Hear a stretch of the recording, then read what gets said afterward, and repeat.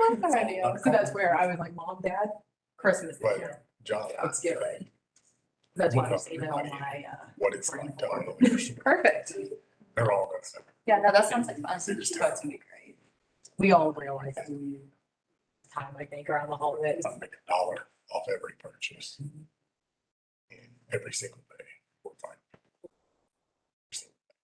Basically. Tip them.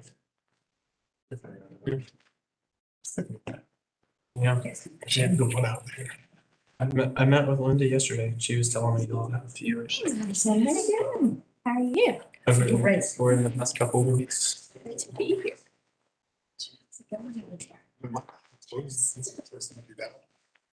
Get a bottle. Yeah.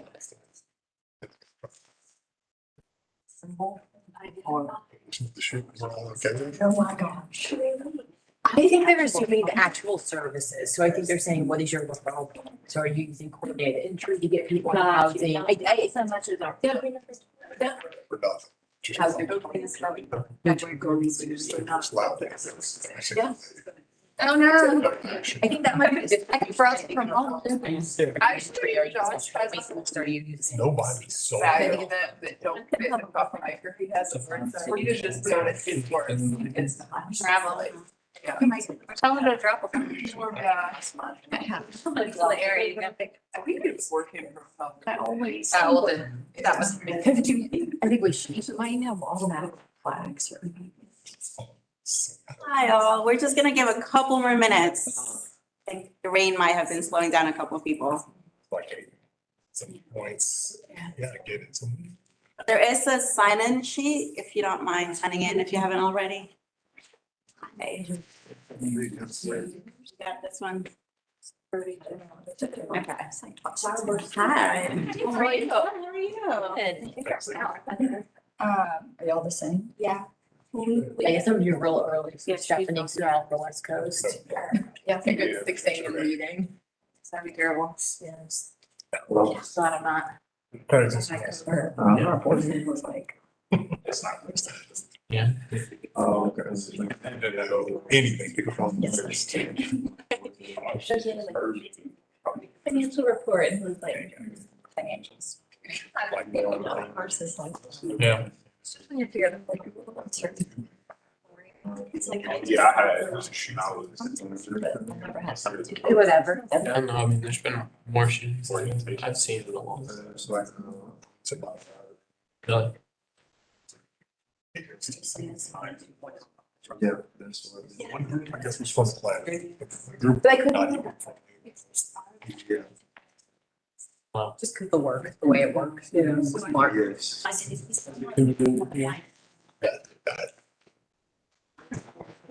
Yeah, I think so. I'll figure it out. Talk close. See you really. Okay, well, I'm kind of awkward about it. we're flexible. Yeah. For No, you're on that minute. Yeah. I meant to text you and ask. Oh, so I don't. I sent a long email. Yeah, I do. I saw him a minute ago. I don't know where he was. That's me letting me go. Right. And I Here. there's Evan and your name is there. I just saw the photos. I just saw it. Yeah.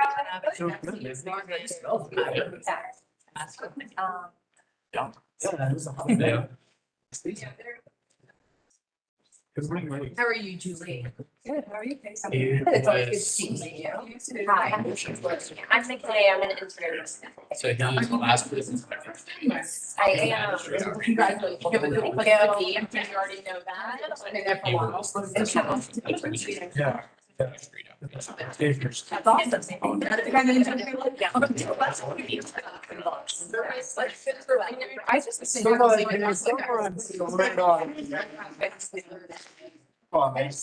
Stay there, right?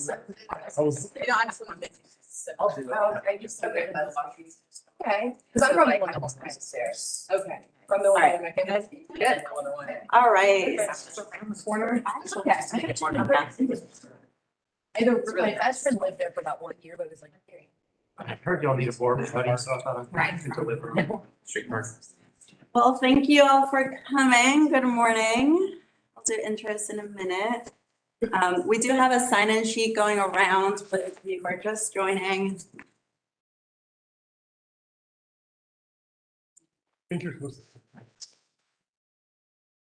Yeah, committee members we're staff, so we're just here to support. Good. Taking your seat. so we are here for the ARPA Homelessness Advisory Committee. We'll do intros in a minute. We'll talk about what we're doing here. I'm Alejandra Calva. I'm the Community Impact Administrator over at HCD. So I'll kick this off and then we'll do intros. Yeah? Okay. Right, so we're here because y'all were tasked by the Mayor and Commission a few months ago, right, to help us develop this strategic plan for prevention and reducing homelessness. You're all aware of that, right? Not a surprise. Today, we're going to be talking today about that strategic plan that Cloudburst is going to be leading us on through, and that's Scott Pruitt, who's joining us remotely from Cloudburst. And then we're also going to be talking about home ARPA allocation plan, which was originally supposed to be part of the strategic plan, but HUD changed the deadline on us. So we've kind of had to separate it a little bit. So we're going to go through both processes together. It's very similar. There's a lot of overlap, but we need to distinguish that. So that's what we'll do. We'll do intros. We'll talk about home ARP because that's the most pressing deadlines. Then the larger strategic plan and kind of next steps for this body and everybody else. Yeah. So just some quick introductions. So again, I've already introduced myself. That's kind of where we sit on the ACD staff. We're growing a lot. We're hiring a lot. So if y'all know good candidates, send them over our way. But I'll let our team introduce themselves. Ro Rogers. I'm the ARPA compliance analyst for HCD. I'm Paisley Stewart. I'm the Community Development Coordinator with HCD. I'm Marcy Irwin, Community Development Administrator at HCD. Yeah, and then we have the next, so we also have an ARPA team, which will continue with Sarah. Hi, I'm Sarah George. I am assistant to the manager with the manager's office. How y'all doing? I'm Cameron McLaughlin. I'm the Equity Engagement Coordinator for ARPA. I'm inside the Inclusion Office. Hi, I'm Paige Seago. I'm with the Geospatial Information Office and I am Data and Outcomes Coordinator for ARPA. Right, so all of us plus more are going to be really hands-on on this plan, on the two plans, and kind of the implementation of them moving forward as well. We also have Scott, if you want to chime in and introduce yourself. Hi everyone, I am Scott Pruitt. I'm a data and evaluation specialist with Cloudburst, and I'll be the project manager for your strategic plan. It's nice to meet everyone. And Scott also has a fairly large group behind, that works alongside her to make this all happen. So maybe we can take a minute and kind of go around and introduce yourselves. I know I've met several of you in past gigs. Some of you we haven't really worked together. And we've also, Melinda from HCD just joined us as well. So he's our assistant director. Yeah, do you want to start, Julianne? Sure. My name's Julianne Geddes. I'm with the Athens Area Homeless Shelter and my job title is Director of Programs. Hey, I'm McKay Powers and I'm with Athens Area Homeless Shelter and I'm the BSW intern. I'm Michael Bean. I serve on the Athens Homeless Coalition Board. Jason Leonard, I serve as the chairman for the Downtown Development Authority and also on the Homeless Coalition Board.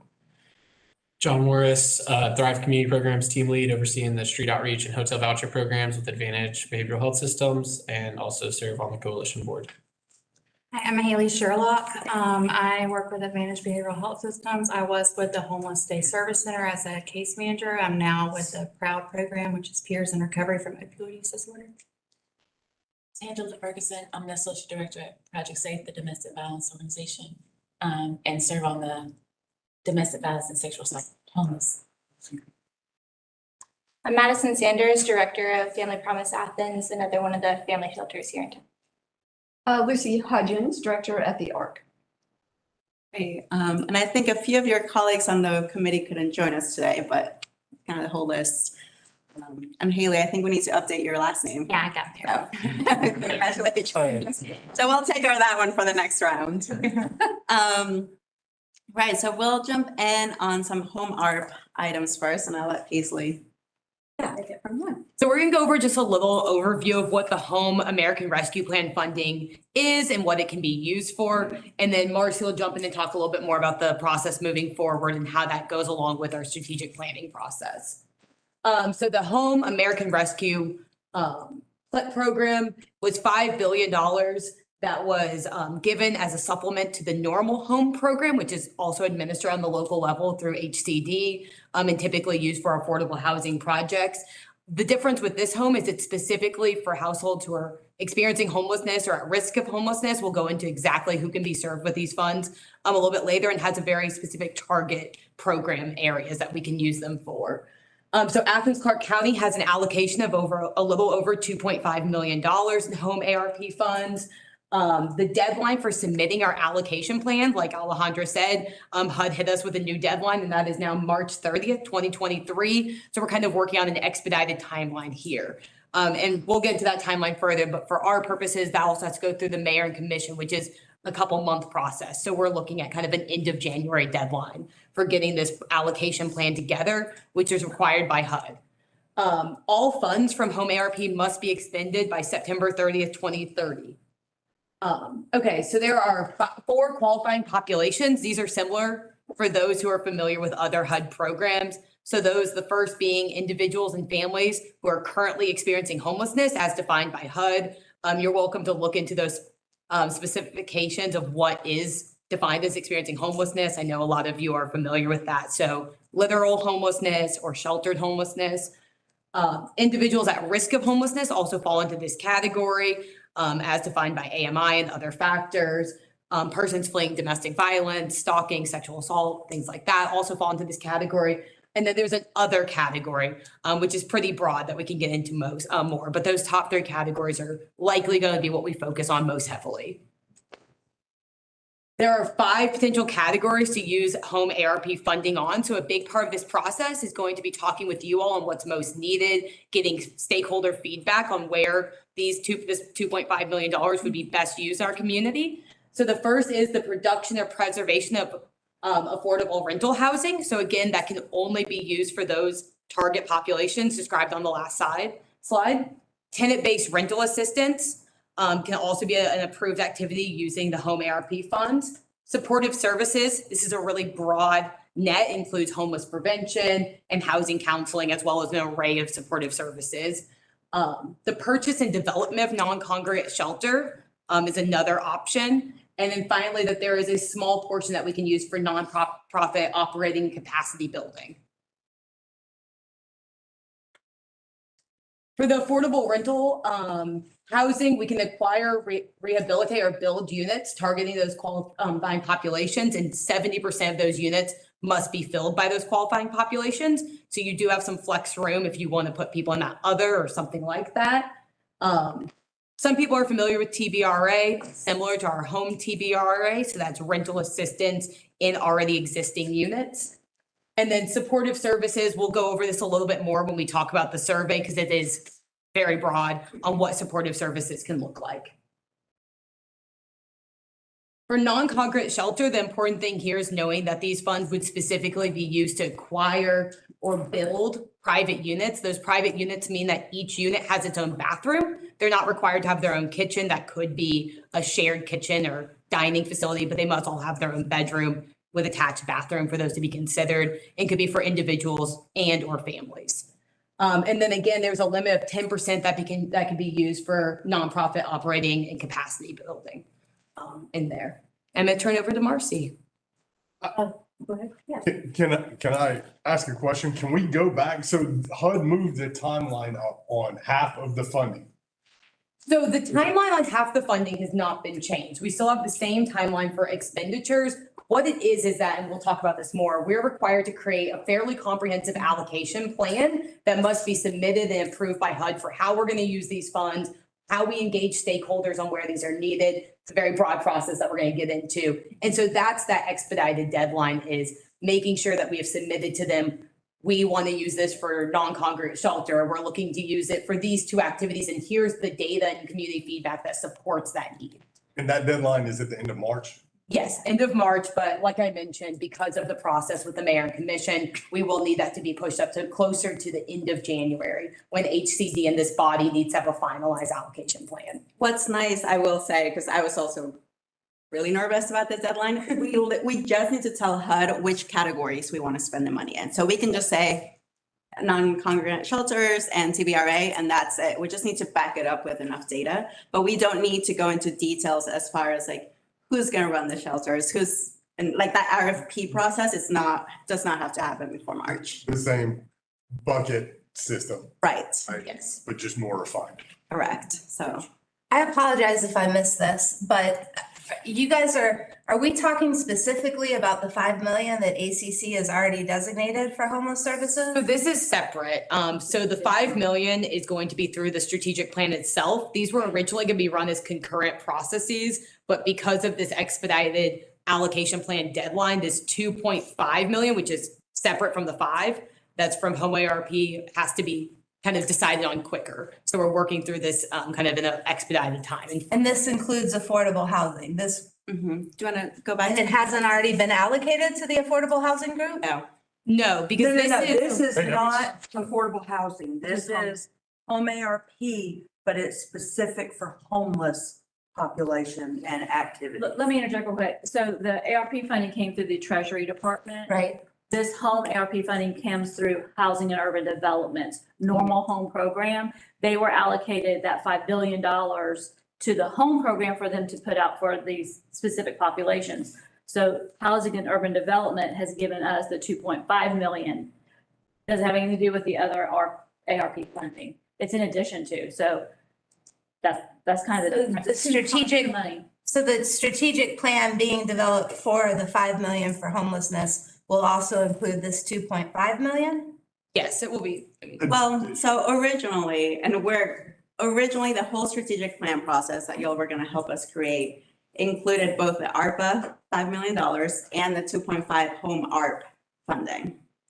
We were supposed to have that strategic plan done by the end of the summer. However, now that HUD gave us this March 30 deadline for home ARP, we kind of have to do both at the same time separately. What I'm trying to figure out is if this 2.5 million is actually going to go to homeless services. It can only affordable housing. Its target is. Okay, I'm sorry. I thought I saw affordable housing. Well, when we say affordable housing, we mean for affordable housing that can be created for the target population of homelessness. And so basically we can create, it has to be rental housing. It can't be homeowner property. Can you go back to the qualified population? I feel like I missed it. I don't know what I'm missing, but that's exactly what the Affordable Housing Advisory Group is doing, right? No. I mean, they're doing some home ownership too, but also. But their target is just low to moderate populations. It is not. Okay, so this homelessness. 7.5 million includes homeless services plus any rental units we want to develop to transition people out of homelessness. Yeah, correct. Yes. So, and then with this, 70% of those units have to be one of these qualifying populations. We could make it 100%, right? And so that this is targeting specifically households exiting homelessness. Okay, thank you. Yeah.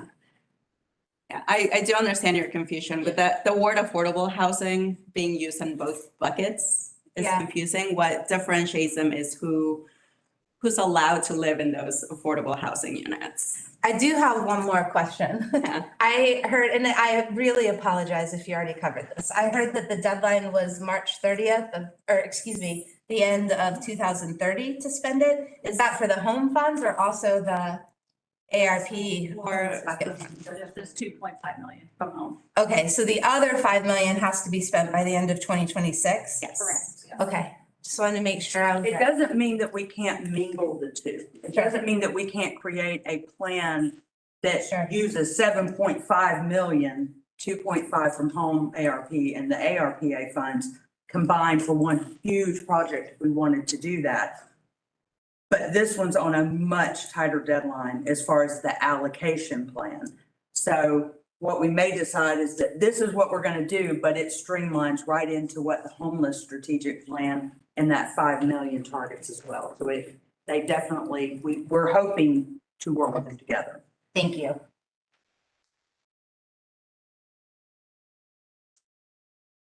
Okay, go back one, please. Okay, so now that we're all a little confused. We've been confused for a while at the office, but, so this allocation plan, as my colleagues explained, is we're just telling we're telling HUD by the end of March what bucket we think based on our analysis, that money needs to go towards. For the 2.5. For the 2.5 Got it. home funds, Okay, right? thank you. That are specifically for targeted homeless populations. Okay. So this is kind of our quick timeline of what we're doing, or the order of operations, I guess. Stakeholder consultation, this is our kickoff meeting, which we would already be having this for the strategic plan, but this is, we're gonna hone in a little bit on the home allocation plan right now. Concurrently, we're just starting a needs assessment and gap analysis and data collection we've already done. Paisley's kind of going to spearhead that process for us. Based on that needs assessment and gap analysis, we're going to identify what kind of projects we think might meet those needs. And we're going to go through identifying preferences and priorities, distribution and referral methods for how we're going to coordinate entry and make sure that everybody in the community is on the same playing field and has the same plan in mind. And then we're going to draft a plan and make it available for comment. Sounds so easy, but you just wait. I'm sorry, I keep asking. No, it's good. We want the discussion. Did I hear you say that the data collection has already been done and needs assessment? Well, we're starting now. Okay. And we're starting. Thank you. I can chime in a little on that. So one of the things HUD specifically asked for is a breakdown of your housing inventory count from the last year with your point in time count. So some of that data we have to use last year's, even though we've got next year's coming up. So that's where we have the existing data. We will pull some from HMIS and things like that to support that's already in the system, but then we're going to do robust outreach surveys, things like that, which we'll talk about later as well. So it's going to be coming from a lot of different areas. Yeah. So one of the criteria that HUD has set for the stakeholder consultations is that we speak with stakeholders and community members while we're developing the plan. So these are the types of agencies we're going to be meeting with. Nothing should be a surprise here to anyone, right? We are specifically charged with reaching out to agencies that may not have been as involved in the past. Some of the things that we talked about were maybe some veterans groups we have to reach out to specifically and get their input, things like that. Next slide, please. All right, so this is our bullet point of kind of when we're going to get this. We're doing a survey, basically. I forgot that part. We're going to do a survey. We're going to go into the specifics of the survey in just a minute. But basically, that's our starting point to get information out to y'all and start getting some quick feedback. So we have these service providers. We also have to reach out to members of qualifying populations. Those are people that have lived experience or are actually homeless at this point, and the wider community at large. So if you could just take a minute, there's some brief bullet points of kind of our targeted deadlines for when these things are going to occur. We have scheduled some focus group meetings already. One scheduled for December 15th, which you may have got we've reserved the room, but y'all may have not had got the invitation yet because we wanted you all to kind of know what was going on before you got some random invitation to a meeting. And so this December 15th meeting, we're hoping to get a lot of service providers and supportive service agencies at the table in there. We want that to be our big kickoff for feedback. Right. Yeah. We're hoping that's a larger group, right, than just this advisory Anybody else group. want to comment on this? Yeah, and kind of the same thing on January 13th. Tim Johnson is allowing us to take over his interagency meeting in January 13th to kind of have that follow-up from the December 15th, would be able to present whatever findings we already have from the survey, HMIS data, et cetera, to say like, this is where we are we tracking okay, are we missing anything? And then kind of based on those two meetings and what we see in the surveys and what we hear from you all, having more specific targeted focus groups, right? Like if we feel like we're not hearing enough from victim service providers, for example, or we're missing a little bit of that data, then maybe we can pull in a smaller group to talk about that qualifying population. Does that make sense? Obviously, this is all very rushed because we have to get it in by March, otherwise we lose it 2.5. It's not ideal as far as the timing. Usually you do a survey first and then you do the focus groups. We're kind of having to do it all at the same time. But that's kind of the idea. Same thing with the members of the client population. So your clients, your program participants, having them do that survey. And we'll have some sample questions up in a minute. Having some focus groups with them as well, if we feel like that's needed, if we're not getting enough information from the survey questions. And that's all kind of leading up to us actually writing the plan. Does that kind of make sense? Yeah. Time for the December 15th meeting? It's at 10:30 is what we've scheduled it for now. Just 10:30 on Thursdays generally work for people. That's usually when we have homeless coalition meetings, so we thought that might be a good time to do it. Yeah, and I will say all of this data and feedback we're getting is going to also feed into the overall strategic plan. When this day is not going to be a waste of time, it's just going to supplement anything that moves forward, with Cloudburst further in the strategic plan process. And I'll add that we do have two separate surveys. So one that's targeted to service providers and one that's specifically targeted to individuals with lived experience or current experience of homelessness, so that they look a little different than the service provider. We'll say it's a longer survey, and we really hope that we get some good information from you all on front. Well, yeah, and then of course, like a big part of this, the HUD requirements is that once you actually come up with a plan, we can't just submit it and have it be done, right? We actually need to have public input and public comment periods of at least 15 days. We're actually hoping for 30 days just to give everybody, especially because it's rushed. And that also kind of lines up with the Mayor and Commission action schedule, which I'm realizing takes a lot longer than just submitting a plan. So the idea is for service providers, and that includes all of you, we'll distribute the full plan as well as a one-sheeter we're creating, allowing you to provide written comments. There's also several Mayor and Commission meetings that you can chime in. This committee will be meeting a couple of times in January as well, so you'll have a little bit more, not say, but more opportunities to speak to it. For the actual community members, again, we thought, nobody's going to read a 30-page report, right? Like I barely want to read it if it's not part of my job or my work. So we're creating a one-sheeter, just kind of outlining, this is kind of what we're thinking, both in English and Spanish, and helping to distribute it online, social media, hopefully with all your and other service providers help getting it out to clients and get their input, because it's often not captured as well as we would like. And we're also planning a February 20th meeting, open to the whole community to, again, give everybody a chance to speak up, especially those who don't feel comfortable going into City Hall for Mayor and Commission meetings, which can be a little intimidating for some people. So that's kind of the plan of how we're going to be engaging both providers, the community at large, but specifically also that the qualifying populations. Does that kind of make sense?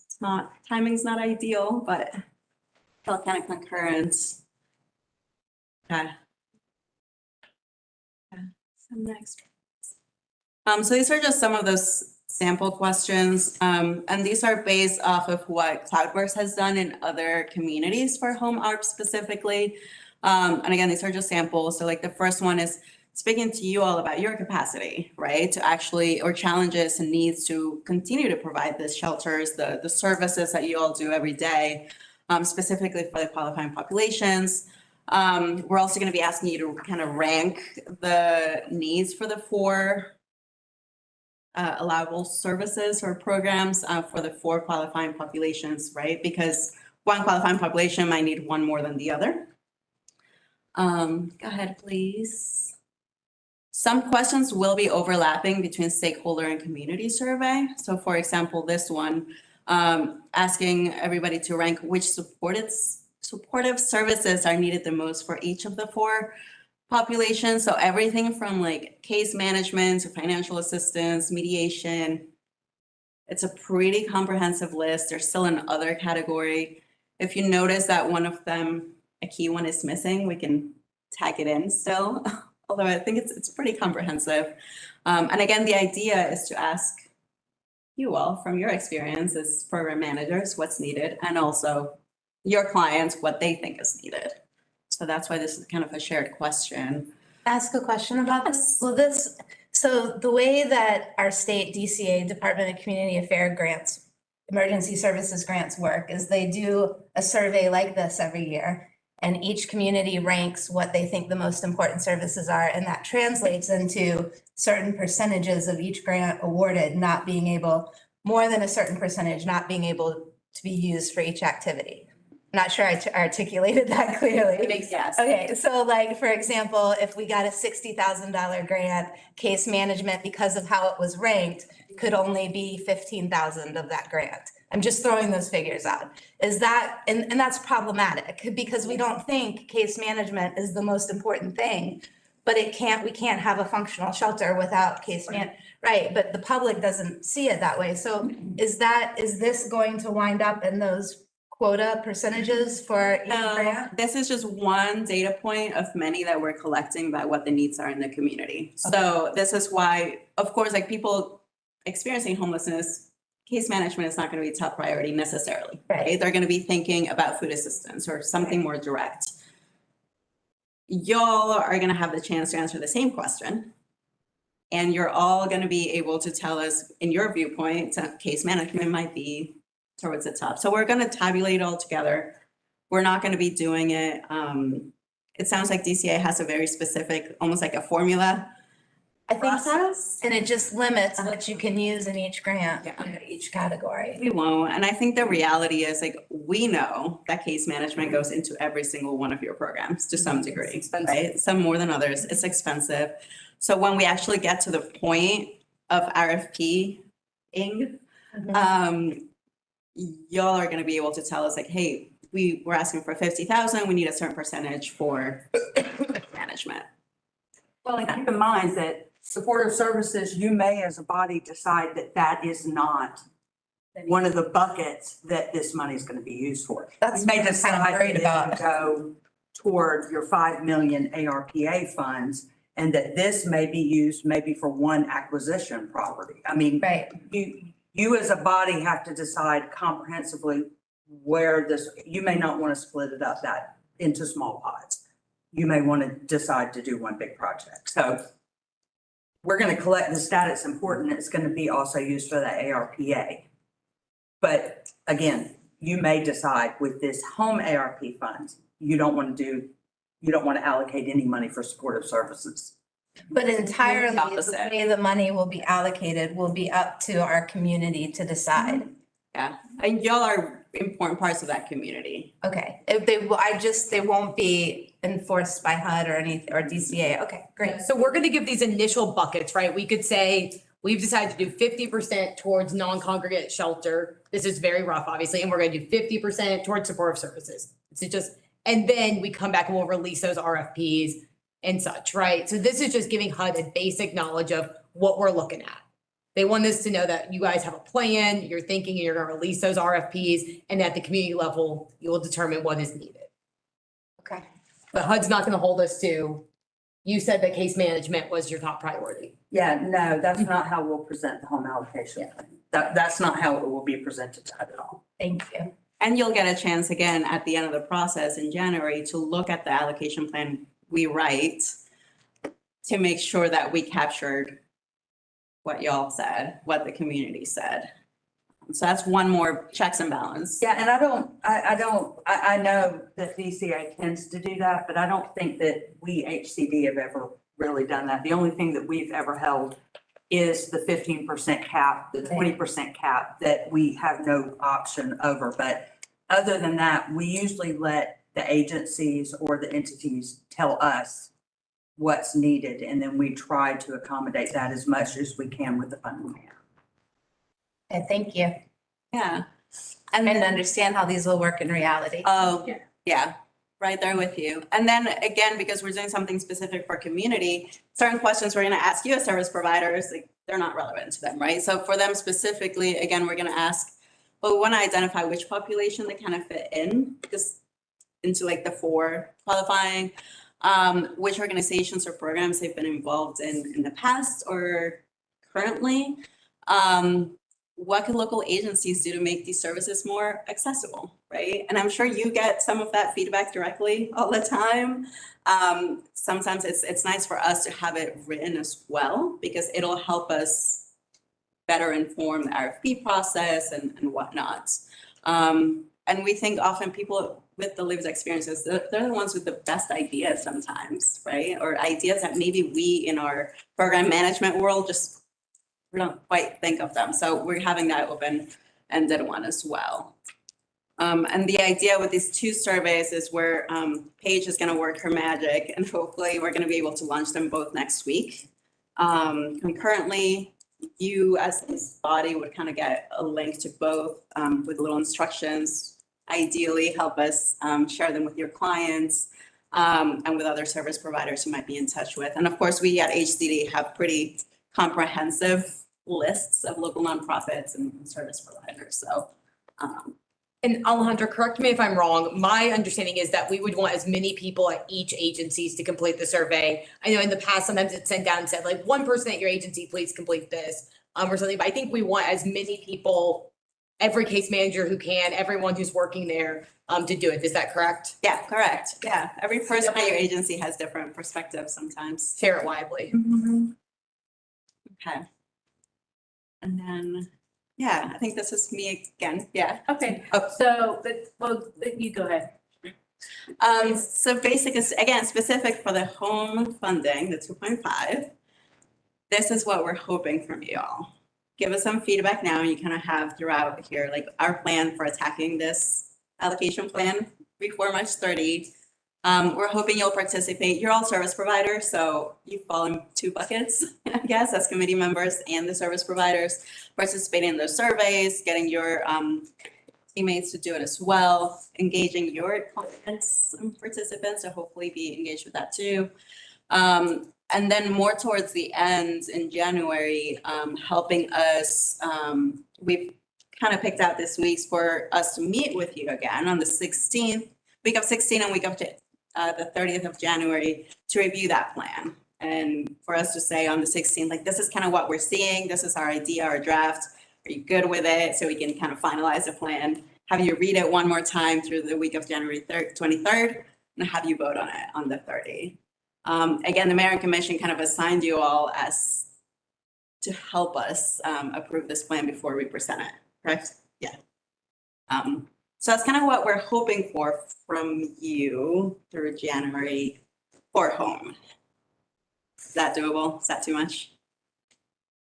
I think we should keep that same schedule through the whole process. Yeah. Okay, we'll do it. And then just a more detailed timeline. And we're going to be sharing this deck with you by email right after this meeting, so you can actually have it in writing. But again, most of that data collection is happening between next week and early January. At the same time, we're going to be busy writing up all the other parts of the plan, all the background of like, where's Athens-Clarke and all the HMIS data that PACE is going to be pulling together and so on. There's lots of moving pieces at the same time currently. And you can see kind of February, it really is because of Mayor Commission actions, just the agenda schedules and whatnot. That's going to line up really nicely with the public comments period. Again, written comments, people can call us, email us. It'll be available online as well until we turn it in on the 30th of March. Will these RFPs be multi-year contracts or single year? That I think is a question that we're going to be looking at when we get there. Yeah. What the determination is on how this money is going to be spent. Once again, if it's a one-time project, it might be a one-time thing. It might be a one contract, one activity. If you decide to do services, you may have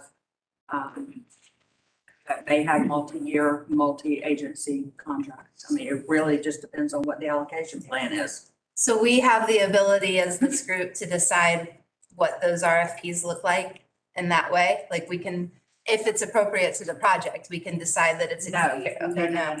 And the reason being is because you have a conflict of interest. You can review it to make sure that it includes everything that was a part of the plan, the agreed upon plan. But we couldn't allow you to create the RFP if you're going to apply for it. Does that make sense? Yes, I'm just interested in knowing if these will be grants where we have some like 2-year or 3-year grants, which are very different than annual renewable grants that you can't count on, you know?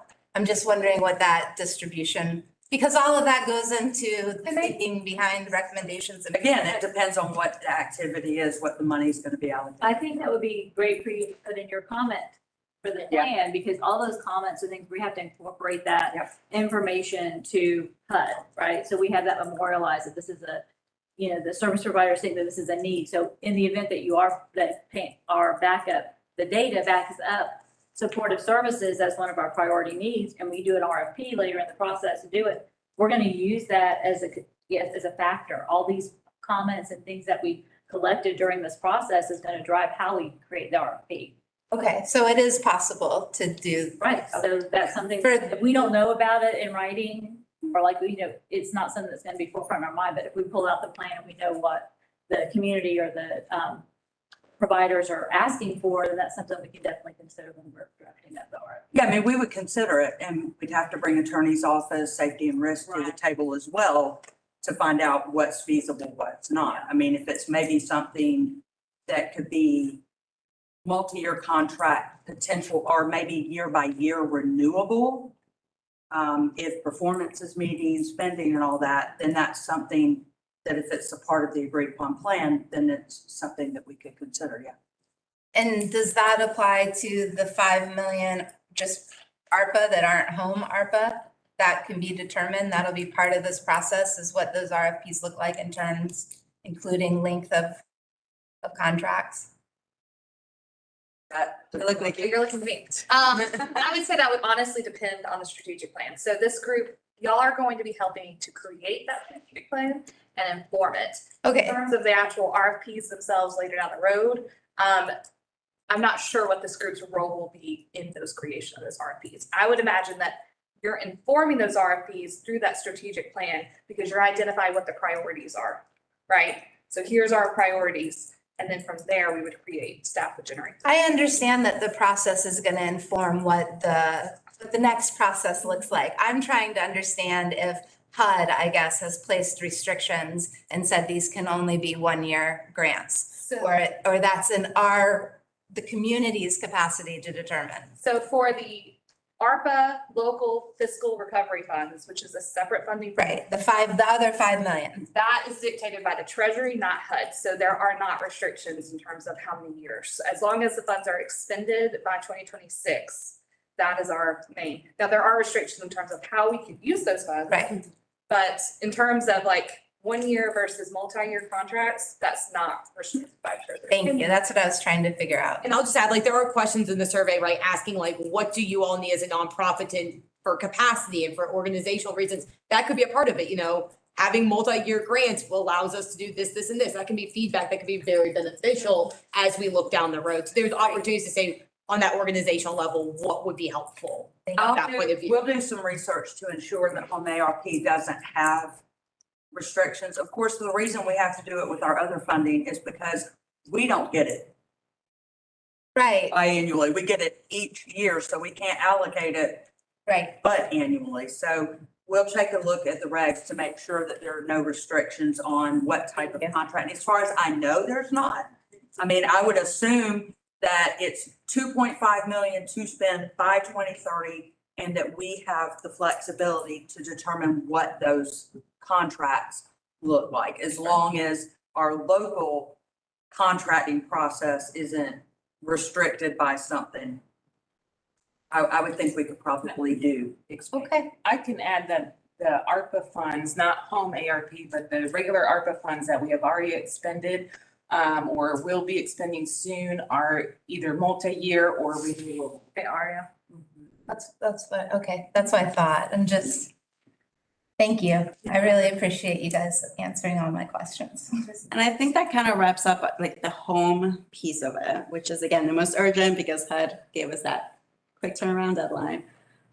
which again, it's gonna dovetail really nicely into the larger strategic plan, which I'm gonna turn it over to Scott from Cloudverse to kind of walk us through their plan process. And again, it's my understanding that this body kind of helped us develop that RFP for the advice for the consultants and kind of help decide who we brought in. So before we get into that, I've got a question about this body. I feel like there's some key stakeholders maybe in the community that should be here, especially staff from ACC, maybe in non-voting positions. And I think it would be very beneficial for the community at large to have some representation from, you know, ACCPE working through this entire process.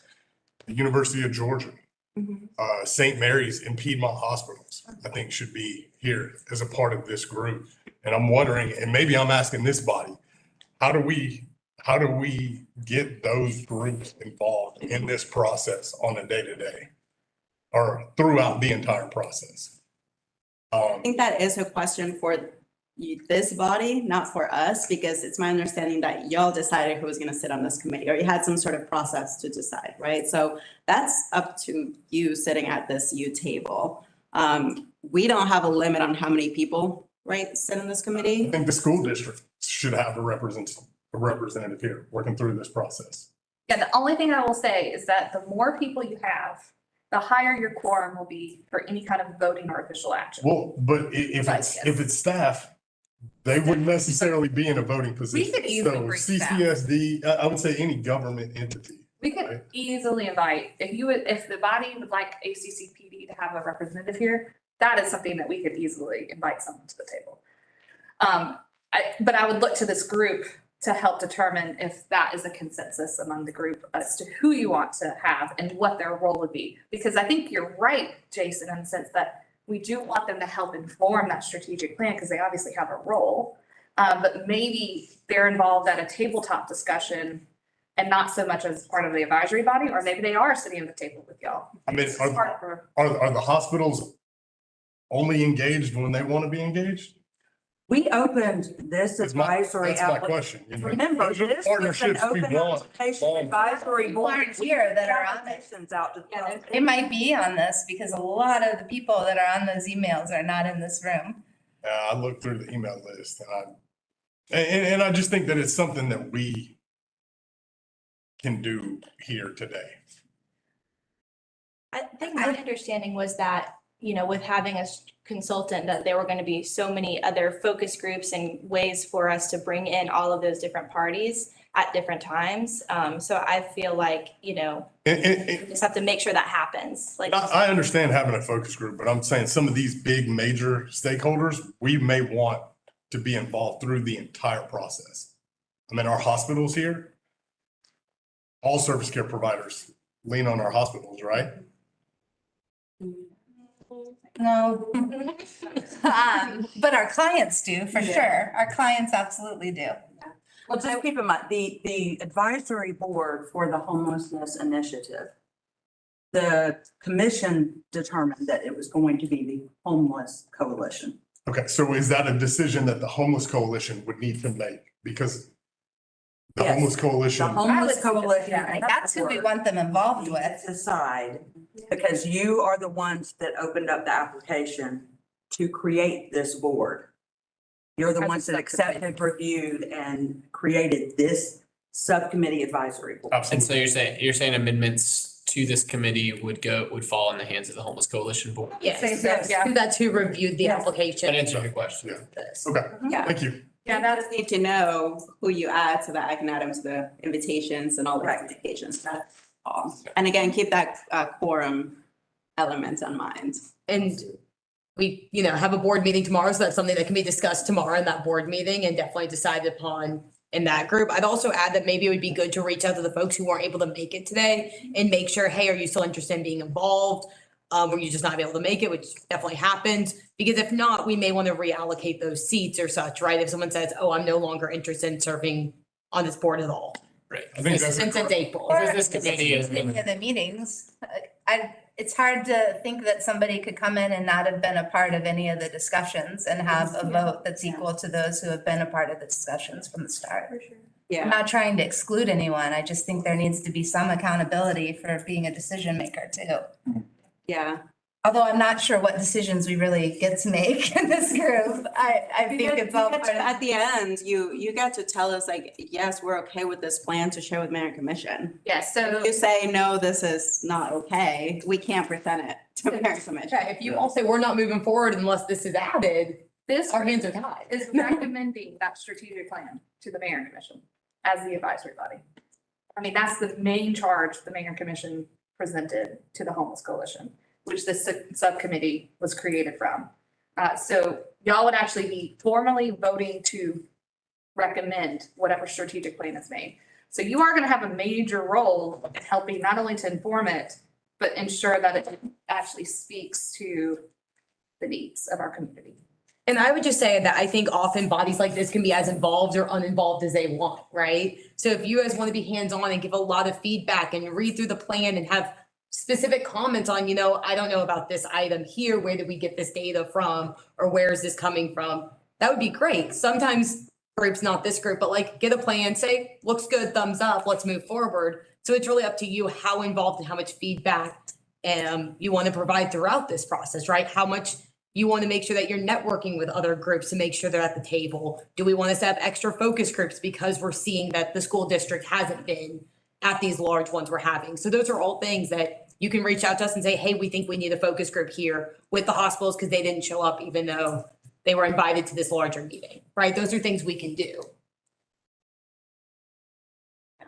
And I think all of that is relevant, not just again for home, but also the larger strategic plan. But yeah, Darshant, feel free to join us at the table.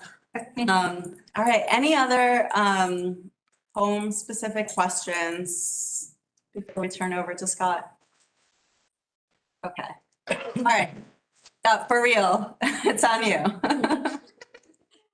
Thank you, everybody. We can go ahead and go to the next slide. I know we got a little bit of time. Oh, and once again.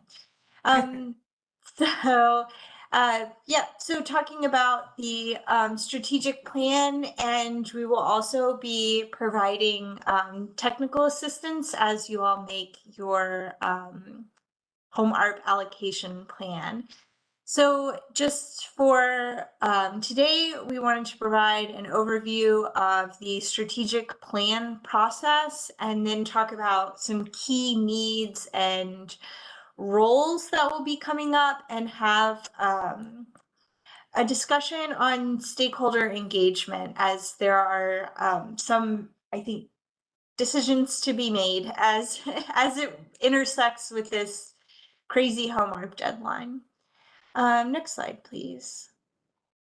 So just to talk about what strategic plans typically are used for. So they're used to form strategies, inform budgetary and allocation decisions. Obviously, the strategic plan is being made with a pot of money in mind already for it.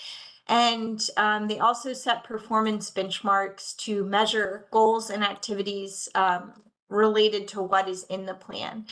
So the strategic plan, without kind of telling you what you should put in your plan, but is potentially a bit more broad than the home ARP plan, both in what it needs to include in terms of those strategies and benchmarks, but then also the topics that it might cover.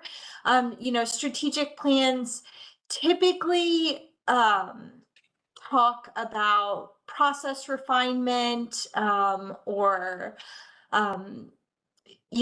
intermingled funding streams. They typically involve goals that have to do with like cross-system collaboration and things that might be more like upstream investments in preventing homelessness that aren't gonna overlap with home ARP. So there's definitely a lot of topics that home ARP outreach and stuff like that, the analysis would cover. And then there's topics that you probably at least want to explore for the strategic plan that home ARP is not going to cover. So I just want to highlight that because some of this is going to sound repetitive with what Alejandra just talked about. So in terms of getting data to form the strategic plan, this is the process that we proposed. So first, starting with stakeholder outreach, doing listening sessions and focus groups. And the proposed populations here, there is some overlap with Home ARP that I do want to spend some time talking about in a minute. Then moving into data collection and analysis. So we do want to look at HMIS and other administrative data, which again, we could talk about the overlap with Home ARP. Client interviews. So those will be on site to speak with people who are currently or recently left homelessness. And then provider interviews and provider surveys as well.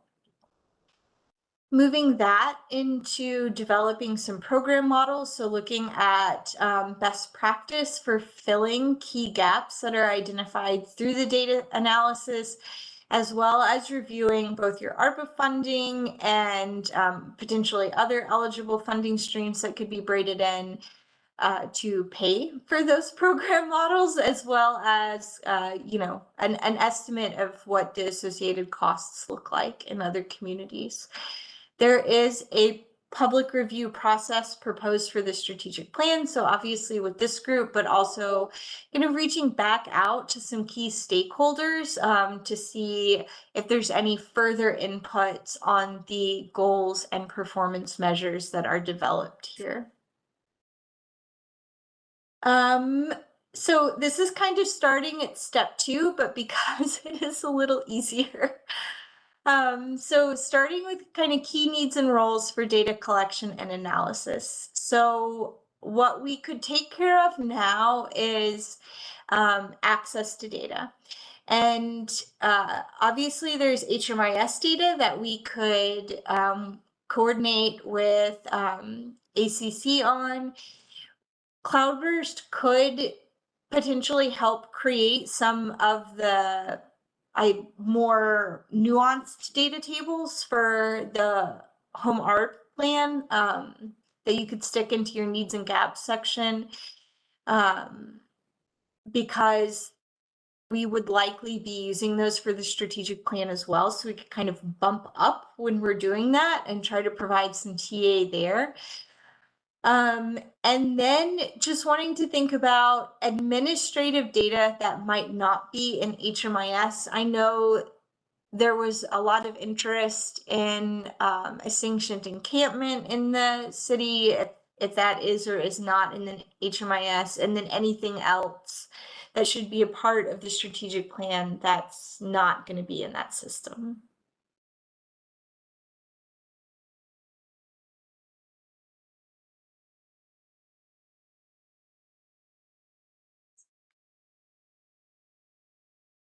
Everyone's really quiet. No, I just, does anyone have any feedback on that or?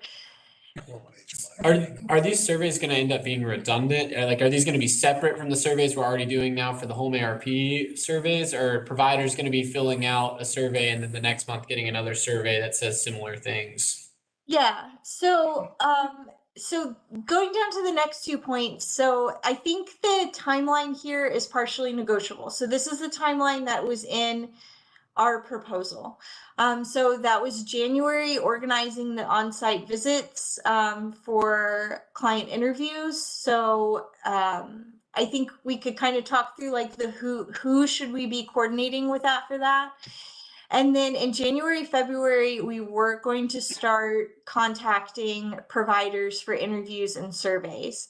And I think, how redundant is a great question. And so that gets back to the kind of framing I put out a minute ago, that what you want to do for the strategic plan is going to be a bit more broad than Home ARP, and Home ARP does need to get out like next week to be able to make the deadline. So it is 2 separate things. And then what could we do to mitigate this kind of, here's a survey and then here's another survey?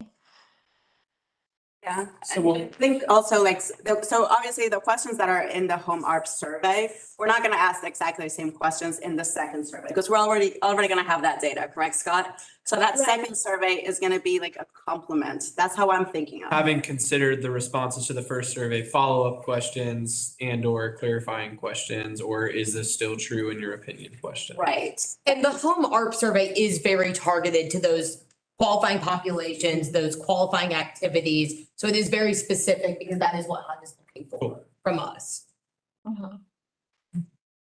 Sorry, what is the timeline for this? Because this is money that has to be spent by the end of 2026, right? Spent, not distributed. But we're talking about not reaching out to providers until early next year. So by the time there's an RFP process and everything, are we looking at 2 years of spending, hopefully? 25 and 26? Right, because the idea is that this larger strategic plan, it'll be done and signed and delivered by end of summer of 2023, right? So July, August-ish. That would give us the next few months to kind of create the RFP process based on the plan so that, yes, you essentially have 2 years of spending, right? 2024, 2026. It seems unrealistic to think that money would be distributed in 23, maybe 24. 24. Probably halfway through 24 would be my guess. Yeah, and I think Probably. part of it too is, it's gonna be on us, I think at HCD too, to concurrently start working on at least the shell of that RFP process, so that as soon as we have the strategic plan findings, we almost just kind of plug in the findings. Yeah. Would tightening up this process help that timeline? Let's say we met every 2 weeks instead of every month. Would that create more time on the backside? I think it'll depend more, not so much on us meeting as this group, sorry, I don't know where to stand. But more so on your helping us make sure that other service providers and your colleagues and your clients are answering the surveys and getting us the data we need. I think from my perspective, that's what's gonna be most helpful rather than this group meeting every 2 weeks. We can commit from HCD, like I can send every 2 weeks a quick, like an email update, like, hey, this is where we are. And then meet as needed. I also want to be conscious of your time, I guess is also what I'm saying, but. But if the target date is the end of summer, But remember, a strategic plan is more than just what you're doing. It's also data collection. It is that dissemination of the information that's being collected, which takes time. And Cloudburst are the one having to pull it all together, create a comprehensive plan, but they're also looking at the region, activities, best practices. So there's a lot more going on than just these meetings. We're actually, for a normal strategic plan, crunching it shorter than most strategic plans take to create comprehensive ones, because this is a long-term plan. It's not a 1 year, it's several years. I mean, we're looking future. We want to get the biggest bang for our buck with this money, because we know it's not going to come back. It's gone. I feel like that's an important part for people to understand when they're answering survey questions, that it's finite money and it's not coming back. Because that makes a huge difference in how service providers spend it, a huge difference.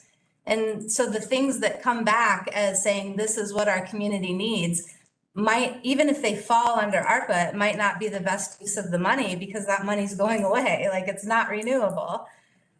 And that's, again, is that being conveyed to the public at all through these surveys? Because it makes a huge difference. Well, but let me add, so we're looking at this plan as a strategic plan for how our community is going to address homelessness long-term. So yes, we have ARPA funds and that may cover a portion, but that is by no means going to solve and address all of our priorities that we need. So we are well aware that this is going to be basically a down payment on this plan, the ARPA funds. But I would hate for us to frame it specifically just to that 5 million ARPA funds and it not to address okay, here are our priorities as a community of how we need to set about addressing our problem with homelessness.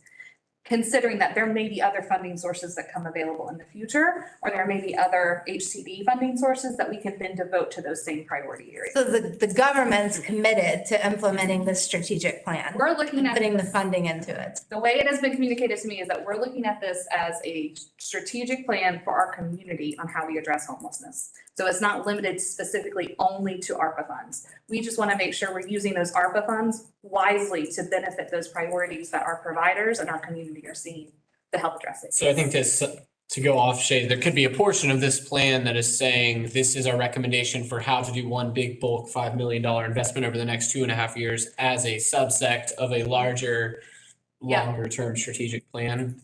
I think that. So it could fold in, here's how we continue to maintain that, or how we the operating cost. Yeah, because I mean, you got to think about that. The last thing you want to do is create a project or program, and then it's going to quit and disappear. I think that's why the time frames are so important. To think about that when you're helping create this home ARP allocation plan and the 5 million ARPA, you have to think about these things. We could go buy an apartment complex and build it for multi-use as far as shelter, emergency shelter, homeless prevention, and permanent supportive housing. Are you going to be able to sustain it after the ARPA money's gone? How are you going to do that? Those are the things that you have to think about. That's why I was asking if ACC for this plan.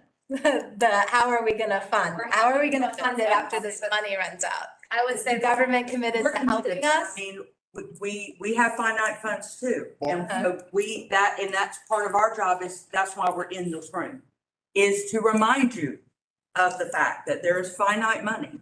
And yes, maybe we can use that $5 million and figure out how to generate $10 million off that $5 million to use. That would be awesome. Towards everything. Good challenge. That'd be great. Yeah. Fantastic. I'm all for that.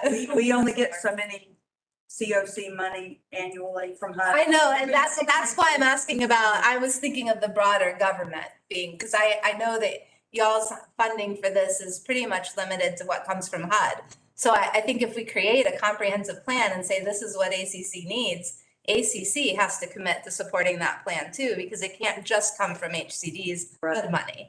That's what I was asking, if ACC is. And we want that, and I'm sure, and I believe that it's safe to say the current commission. It depends on the incoming commission. We don't know what that's going to look like in 5 years. We don't know. So those are the things you have to keep in mind when you're creating or when you're helping us create this. Well, and I think Cloudburst, just to take it back to Scott, I'm sure she probably has slides in the future kind of that help us tailor more about what this might look like. So I do want to get back to her, but I do know that some of like those ideas of around how are we prioritizing this initial allotment will probably come out through that strategic planning process.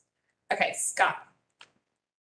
So, I think just to go through kind of these points again, so we can coordinate with ACC for access to HMIS data.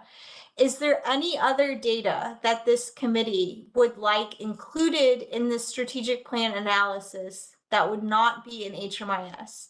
So things we've been requested to review in the past have been like some McKinney-Vento school data, vouchers. It just depends on, I think, kind of the scope. It sounds like the scope here is potentially both long-term and for this ARPA funding. Is now the time for specific suggestions? Yes, now is the time Okay, for so the specific school suggestions. info for sure. And the Athens Wellbeing Project, I mean, they've done a ton of data collecting. And we've all been to sessions for them and answered surveys for them. Sorry, the Athens Levine project? Well, and Envision Athens I've got had a huge community survey. I've got a question to the service care. We have one too, actually.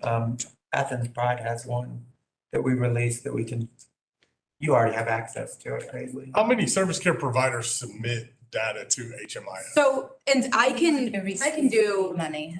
I can, follow Scott with a specific list of everyone who's in HMIS, who the populations they're serving, and then where those gaps are with our HMIS data, because I already have that very much outlined based both on our beds that are available in the community as well as our supportive services. So we can make sure we're getting our data from Bigger Vision, who are not in HMIS. We can make sure Sparrow's Nest is providing what data they have. Yeah, and I'll second that with advantages. HCD funded programs, because those programs aren't in HMIS either. And we have a handful of, transitional programs and things like that are not in HMIS, as well as the Social Housing Voucher Program, VA vouchers, things like that. And if you can give me a list of everything from Advantage that we may want to link up with, I know I have a broader, yes. I was just gonna say, of course, Project Safe being domestic violence, we're not in HMIS, but we can provide aggregate data. Yeah, I was gonna say, Scott, how do you handle that with victim service providers typically? Aggregate data. Right. Because I know we just have the rapid rehousing APRs. We don't have your other data, so that will be helpful. All of ours is open to ACC, right? Yes, I have all of it, yours. Even Bridge to Home, even the, Yes. okay. Everything that's put in HMIS I can get. What we can also discuss is maybe where some of the data is not as strong or as good as we'd like. So, right, even some of the projects that are in HMIS, some that are not federally funded, may not be as complete data sets, and that's something we can discuss. I would say the school district is so crucial to understanding what it really looks like here. I mean, you cannot understand homelessness in this community without involving the school district. Okay. And they don't have a designated McKinney-Vento person anymore. They got rid of it last year. Okay. I think the coordinated entry system also. Yeah. And client track. Although a lot of it, depending on what data you're gonna look at, it really needs to be cleaned up. Like the number of families on the list, for example, because that's the data that I look at. A lot of those have been open for months or even years. So it's people who either fell through the cracks or they ended up in a program, but it just was never actually closed out in coordinated entry, so. And that was gonna be one of the things that I discussed is where kind of some of our limitations with coordinated currently are and what we're working on to improve that. But that's a really good point, Julian. And I'm happy to help with the cleanup as far as anything that I have access to. I'll follow up with you on. Okay. As far, maybe this is a separate question for you, Paisley, as far as coordinated entry goes and where we stand with us getting back into doing coordinated entry, because I know when we did that training, there were some gaps and problems with the coordinated entry as is, and that needed to be addressed with the county. I don't know if those updates have been made, but The follow-up. Cool. I was working with our system administrators on it. Cool, awesome. Great. Thank you all.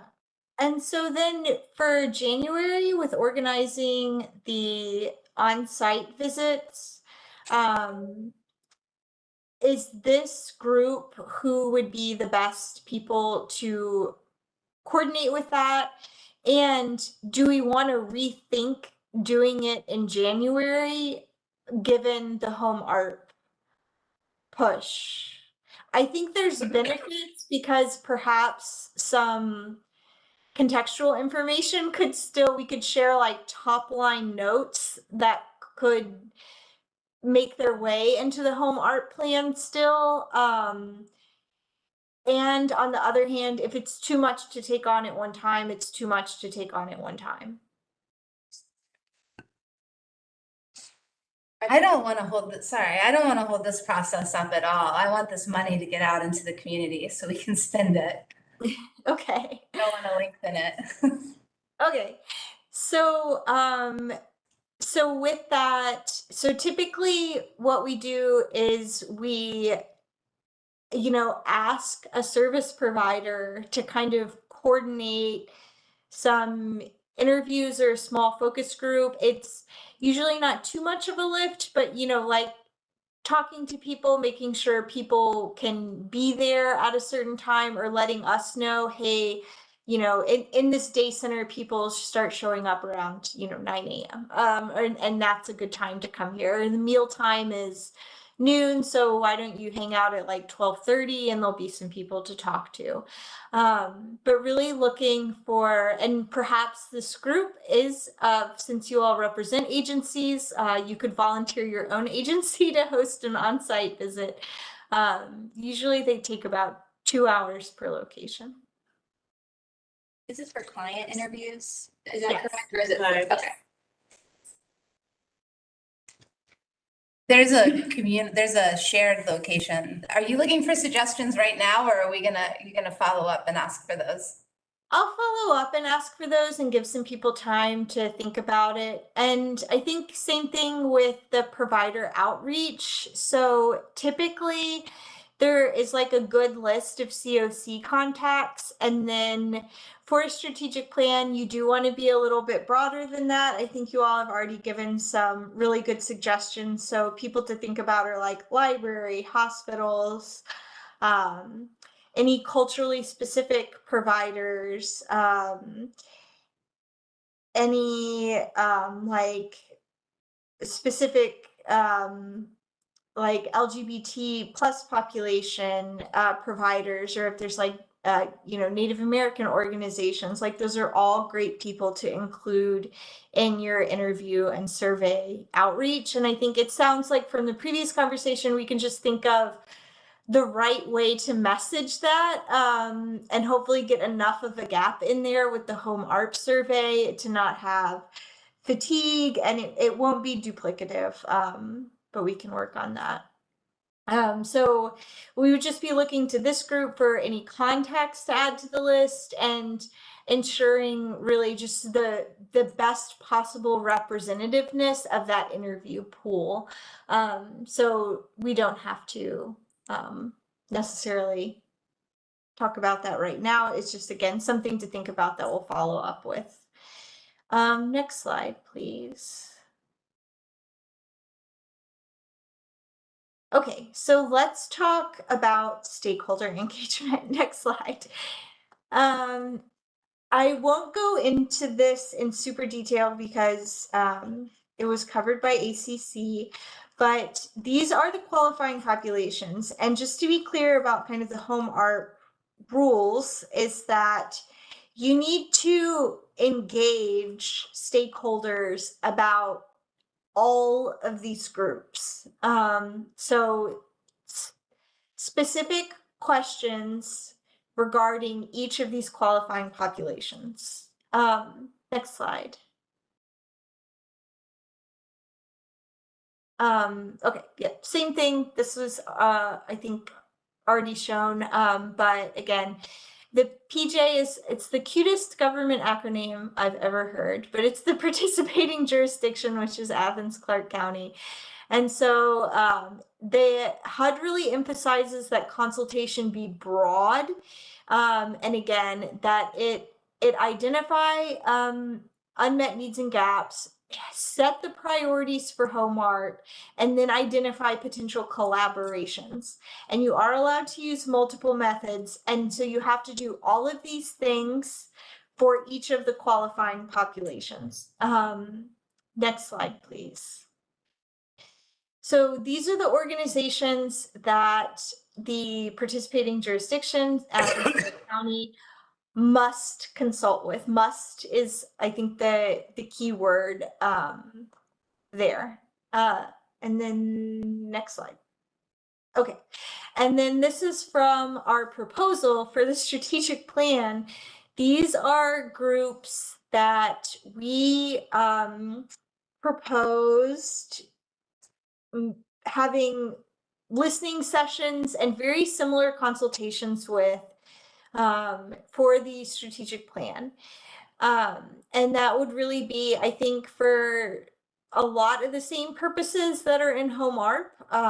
So the first 5 on this list completely align with who you need to talk with for home ARP. I know what's not on here that got brought up earlier is we had talked about a meeting with the college community and being sure to hold a space and a group for them as well within that number 7 bucket.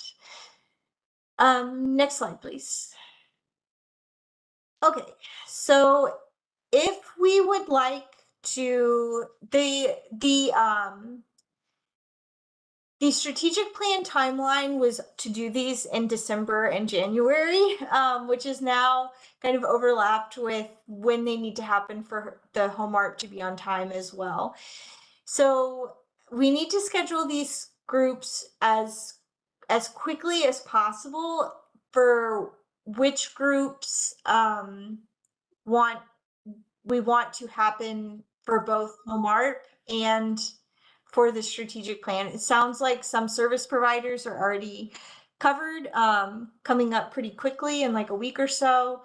So we could start scheduling the other groups. And I think kind of thinking about which on that list to prioritize, like who needs to go first. It sounds like ACC will lead outreach and scheduling there, and also thinking about, of all the things that we want to talk about with people for both the strategic plan and the home ARP, we don't want to take up like 8 hours of people's day. Not that we could anyway, but like what items can go into the home ARP survey and what we really want more in-depth conversation about within the groups. And that's a question for everybody. Right now? You want answers right now? Well, if you have any thoughts about that. I'm sure we all have a lot of thoughts.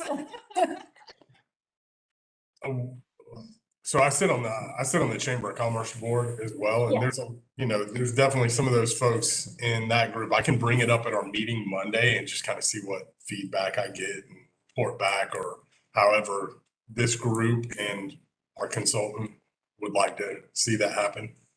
So I could help with that. With the business community, that would be fantastic.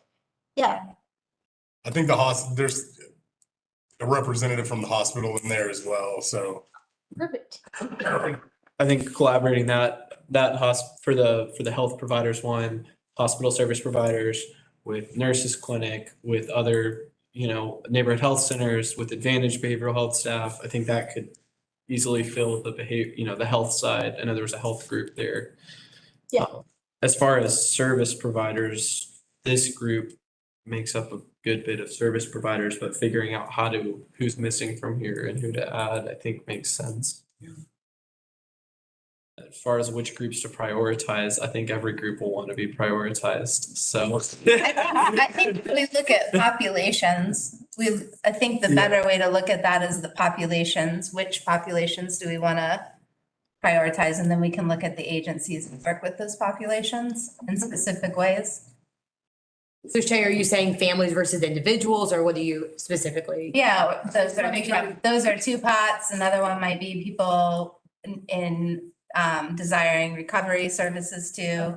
It could be veterans. There are, I'm sure if we just, I just wanted to make sure. If we're looking at shelter, do we want to prioritize the agencies that provide actual shelter? Or do we want to prioritize the agencies that are working with the unsheltered? But I think if we come at it from the population side, we'll have an easier time deciding. That's what I'm getting at. And yes, I think families should be one of them prioritized. I definitely think queer populations need to be prioritized as well. They've been excluded from almost every homeless space in the city.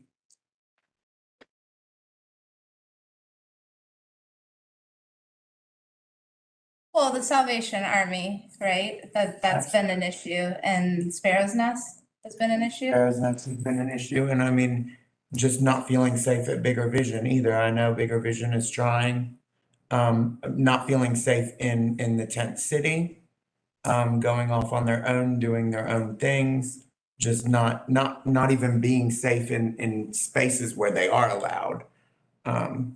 So, There has been some improvement with Salvation Army. I'm about to say that there have been some improvement with the Salvation Army. Our aim is to make everyone feel safe. Including trans? And they're humans, so yes. Right, but I mean, like. We try to make arrangements in our facility to house. I'd like to hear more about that actually Right, after we could this. have a chat. Yeah, I'm sorry, I should have qualified. I mean, it's changing. I really should have. I apologize. Yeah, we really appreciate that. Yes. We got the update from Daisha about Yeah. changes y'all have made. Yeah, I absolutely should have qualified that. I'm sorry.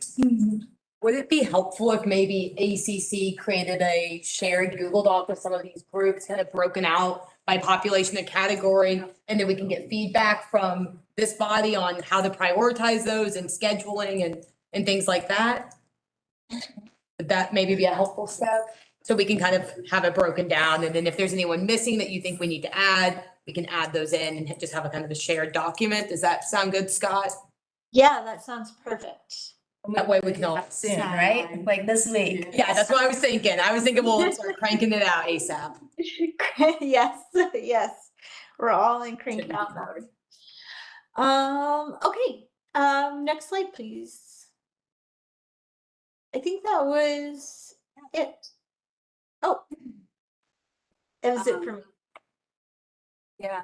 Any other questions on, I know we covered a lot. This side.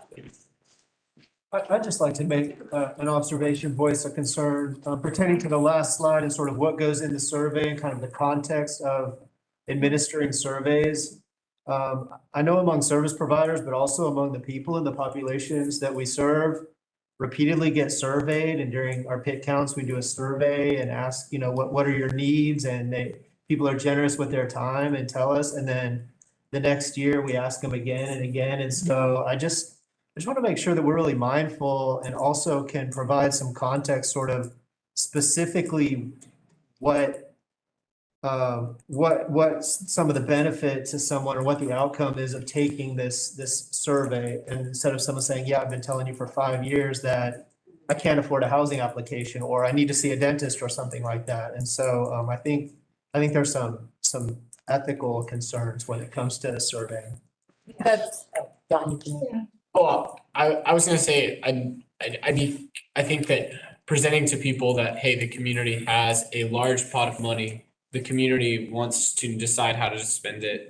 The community, this is like casting your vote or casting your opinion to be included in that. I can't say that this $5 million will get you to the dentist for the first time in 5 years, but this does go into a bigger pot of lots of opinions. And I think your opinion is valuable, and that's why I wanted you to do this survey with me. This is different from the pit count. This is different from, and explain in context that this survey data has a meaningful chance to inform how, I mean, it will inform how we spend $5 million, which is a large pot. I share your sentiment. I think if framed appropriately and as a discussion, we can talk about how we're framing this when we are actually presenting it to clients. Can and should be done in a way that is ethical and in a way that is empowering, as opposed to, you know, furthering survey fatigue, because I feel that too when I do the pit count, especially. But doing, like, you know, when there's actual tangible opportunity that we can share with them, I think that of like how this is going to be used, I think it could help with that. And I think I can add in for context for Scott and those who are less familiar with our point in time count. We usually add, I would say 2/3 of our survey are kind of supplemental questions that ACC decides to ask to get some feedback from our individuals experiencing homelessness, which is the vast majority of that survey. What HUD requires is really just that demographic information, and something we can consider this year is if for the point in time count, we just want to capture that demographic and then say, hey, we have this other survey for our strategic plan. Are you willing to do that? So we're not asking 25 point in time count survey questions that somewhat overlap with another survey, right? We can get that key demographics and say, this is also something we're doing. If you don't want to do it today, you know, John, if you have a relationship with that person as a street outreach coordinator, I'll come back and meet you at this time, you know, or we can send you the link for a later time. We don't have to have a lengthy point in time count survey if that's what we decide. We just have to meet those demographic HUD requirements. And with that, I think this creates an interesting opportunity that the Homeless Coalition has lacked participation from people presently experiencing homelessness for as long as I've been involved with it, which actually isn't very long. But you know, there's not as much of an empowerment movement for people living on the streets, and that's something that I see day to day working with my clients, and part of that survey fatigue. And I think this process done effectively without spending any money can also create opportunity for meaningful involvement from people currently living on the streets or people currently living in shelters or people currently utilizing our services that right now are utilizing the system but don't have much of a voice in the system. And that's really how I plan to go about administering these surveys at Homeless Day. And as I do street outreach and in the programs that I have any influence over, I hope that all of my colleagues at Homeless Day, and I hope that this group can take that charge too as an opportunity to then, with this, after doing the survey, here's the follow-up, right? Here's the mayor and commission getting ready to vote on this plan. Let's all come out to City Hall together. Here's another opportunity for a follow-up focus group. Here's a homeless coalition general body meeting that everyone is open to. I hope that this process becomes, as a part of it, prioritizes changing the landscape of empowerment and elevating the voices of people currently utilizing services as a part of this. Because we don't have any applicants who are currently homeless to be on this committee, and we don't have any that come to homeless coalition meetings ever or involved with any work groups because it's hard for them.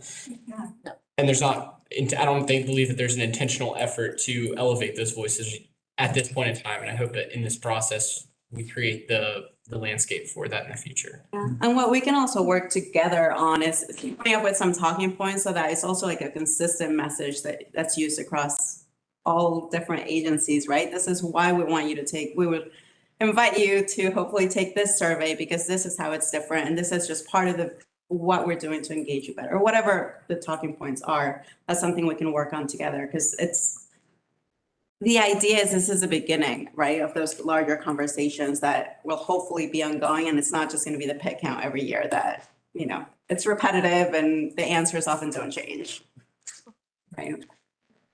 But yeah, H City's walking away with a lot of next steps. I think we'll create that list of stakeholders, and we'll share that with you in the next couple of days so that, we can start filling in. I think that's going to be helpful both for home and the larger strategic plan. We'll be sending you in the next few days as well, sort of those, at least the drafts of the surveys that we're hoping to do for home. What else am I missing? I wrote a bunch of them down, but we'll follow up after this too with the deck, some of those next steps. And I just listed a few of the meetings that we have coming up. Again, the 15th of December, that's when we're hoping to do our first large conversation with as many providers as possible, specific to home ARP. I think, Scott, we can follow up as well to see how we can layer in those strategic plan questions as well, so it's not repetitive. And then in January is when we'll do a lot more of that, reviewing the plan and so on.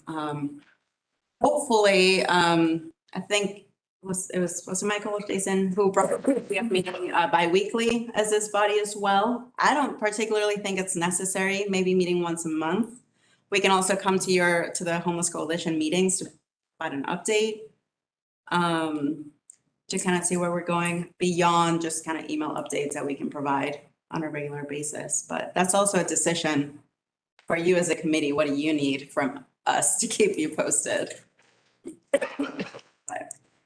And we can always adapt as we go along, right? If we determine that there's a time where we do need multiple meetings, that can change. We can be adaptable in that.